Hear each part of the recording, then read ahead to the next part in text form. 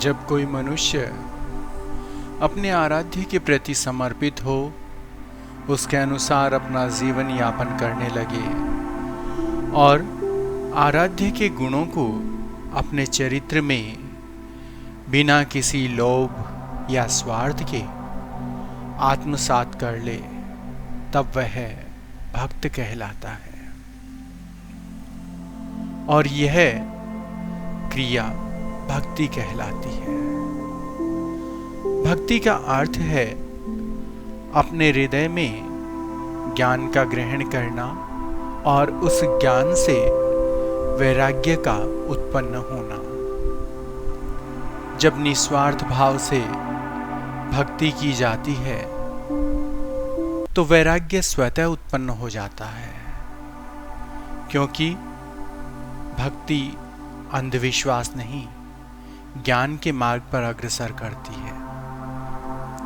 भक्ति बिना ज्ञान के नहीं हो सकती।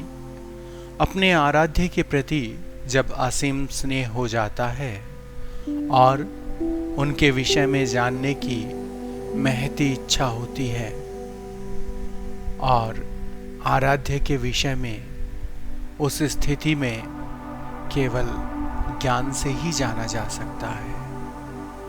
अंधविश्वास या पाखंडों की शरण लेकर आराध्य के विषय में नहीं जान सकते। ना कोई ताबीज, ना कोई पूजा, ना कोई पद्धति अगर आराध्य को बता सकता है तो केवल आराध्य के विषय में जिज्ञासा, और वह भी ज्ञान के द्वारा। मानव को अपने आराध्य के प्रति समर्पित होने से पूर्व उसे स्वयं को उसके योग्य बनाना पड़ता है। अपने चरित्र से दुर्गुणों का विसर्जन करना पड़ता है, सरल और शीतल बनना पड़ता है। हृदय में पुष्प के समान केवल सद्गुणों की महक हो, दुर्गुण रूपी कीचड़ का हृदय में कहीं भी स्थान नहीं हो, तब जाकर के भक्त बन पाता है। जिस प्रकार पुष्प समदृष्टा होता है, अर्थात पुष्प लगाने वाले, तोड़ने वाले, माला बनाने वाले, व भगवान पर अर्पित करने वाले सभी के प्रति उसका समान व्यवहार होता है। किसी से कोई द्वेष नहीं, कोई ईर्ष्या नहीं, कोई वैमनस्य नहीं। वह किसी से किसी प्रकार की शिकायत नहीं करता कि तुमने मुझे तोड़ा, तुमने मुझ में सुई धागा पिरोया, तुमने मुझे इतना परेशान किया, तुमने इतने कष्ट दिए। वह जानता है कि यह सब मेरे प्रभु के पास जाने का मार्ग तैयार कर रहे हैं और इन्हीं के कष्टों द्वारा, इन्हीं के मार्ग बनाए हुए मार्ग के द्वारा और इन्हीं कष्टों को सहन करते हुए इन्हीं के द्वारा बनाए गए मार्ग से मैं मेरे प्रभु के चरणों या फिर उनके गले का हार बनने में सक्षम हो सकूंगा। वैसे ही भक्त भी इस संसार में किसी से किसी प्रकार की शिकायत नहीं करता। वह किसी भी कार्य में किसी प्रकार का हस्तक्षेप नहीं करता।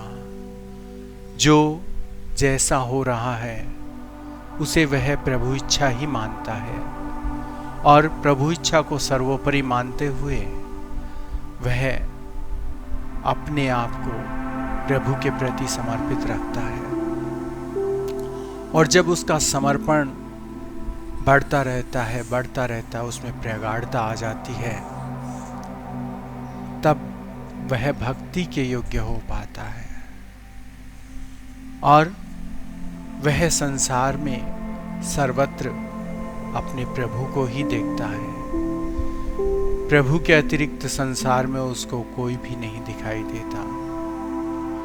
वह यह मान लेता है कि जो कुछ हो रहा है वह सब मेरे प्रभु श्री की इच्छा से हो रहा है।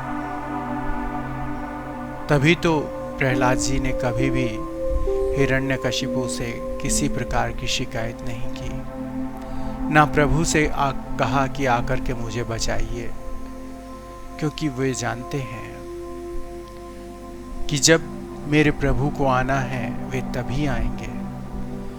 मैं बार बार उनको पुकार करके परेशान नहीं करूँगा, उन्हें कष्ट नहीं दूंगा।